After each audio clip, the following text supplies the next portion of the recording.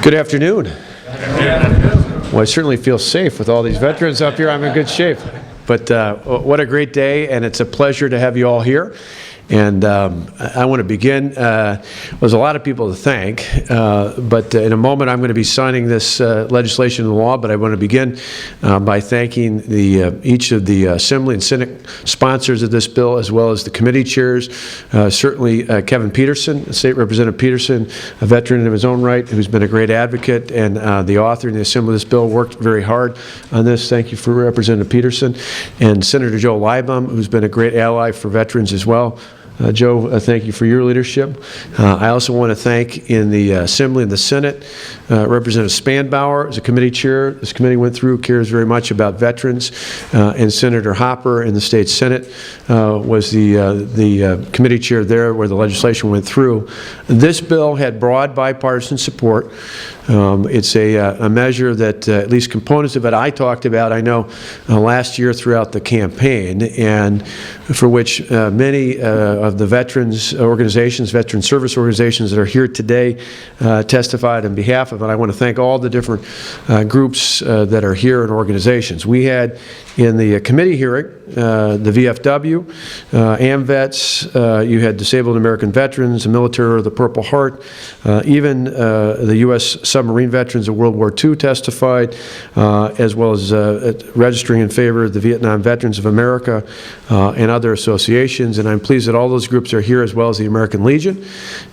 We appreciate not only your presence here today, but we appreciate your leadership in each of the various organizations, as well as your leadership on behalf of the men and women of this state who've served our country, and many that continue to serve even today.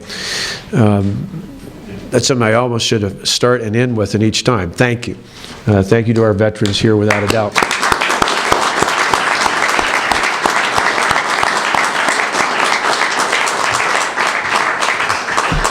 I had, the other day I had the honor in this very room to speak to about a dozen of our conservation wardens who were being acknowledged for work they'd done over the last couple of years for valor or life-saving.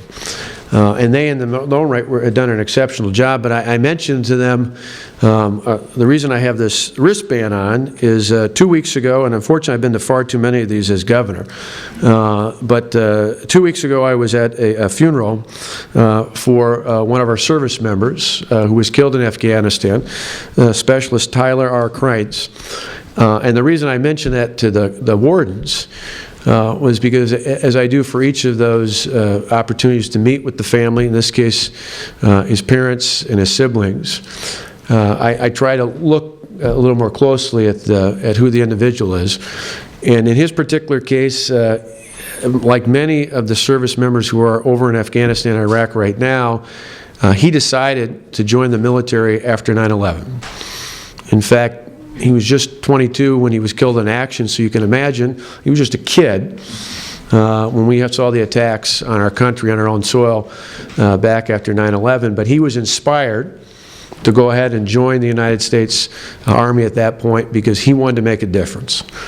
And he was so exceptional at that, he was recommended several times to be a part of the Special Forces, but in the end he opted not to because he wanted to do his time, serve his country, and then come back and be a conservation ward.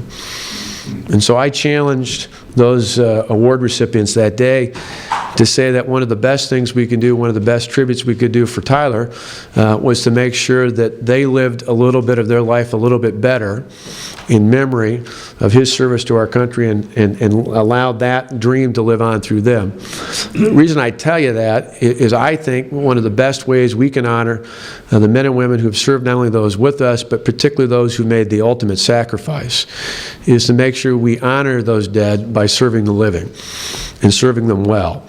And so in this regard, what we're doing today hopefully is one more step forward for us better serving the veterans of this state, their families, veterans, their loved ones, in many cases for those coming back in the Guard and Reserve, supporting their employers as well, but making sure that we never forget the sacrifices made, those, the ultimate sacrifices, but as well the sacrifices of their comrades in arms who are with us today and who are with us all throughout this state.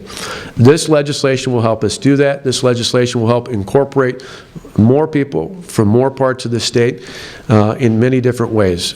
In particular, one thing I talked about during the campaign was ensuring that we had members of the Veterans Board that came from every part of the state of Wisconsin. In this legislation, we go from 7 current members to 9.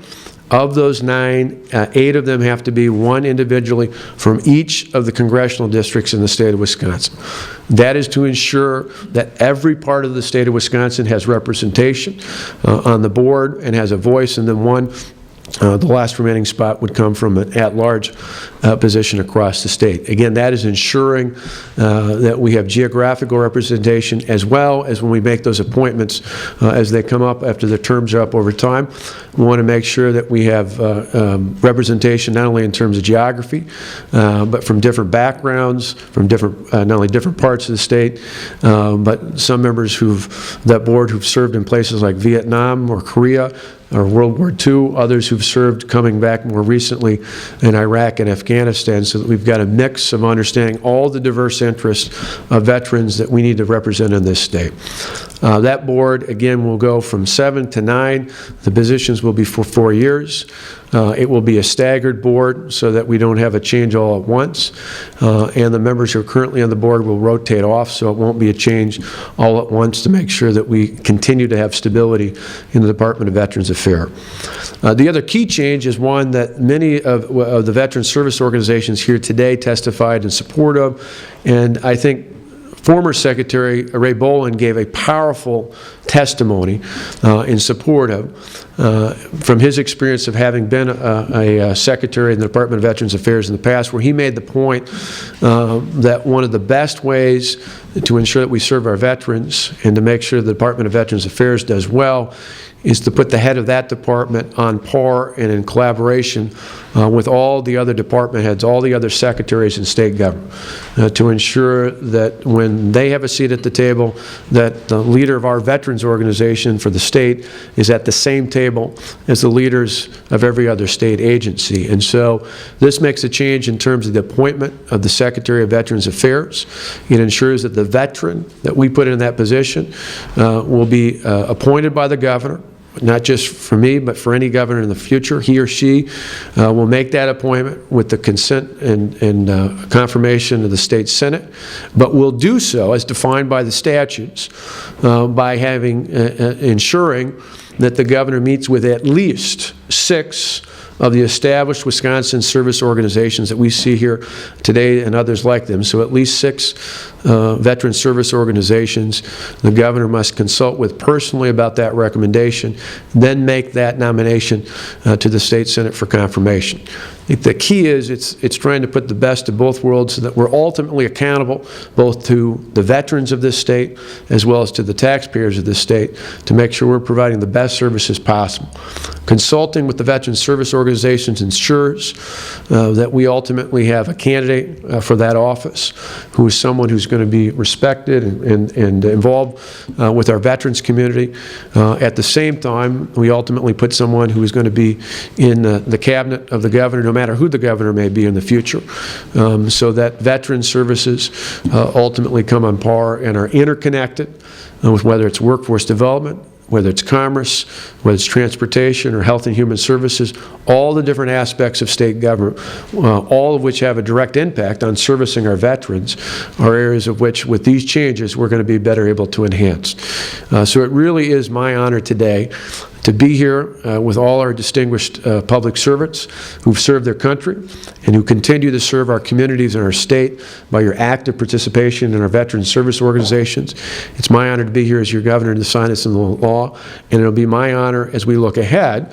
And it's timely because now that we have an opening in the secretary position for the Department of Veterans Affairs, it gives us an opportunity to show firsthand the process that is defined through this piece of legislation, which will soon be the law, to make sure we do it in a way that collaborates with our leaders in the veterans community, not only now, but in the years to come. So it really is an honor to be here. And with that, I'm going to sign this, and then I'll take a couple questions at the tail end.